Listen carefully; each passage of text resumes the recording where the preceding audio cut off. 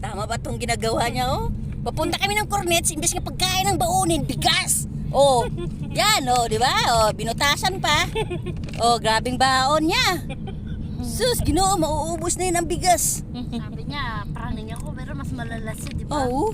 Tama ba to? Imbes nga pagkain ng baunin, bigas na ginabaon. Ano kayong lahi niyan? Lahi, ano yan siguro? Ano lahi nito? Badyaw.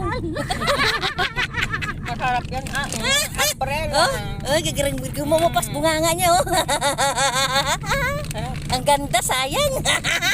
Kumakain na ng bigas. Hindi ka. Bago ka.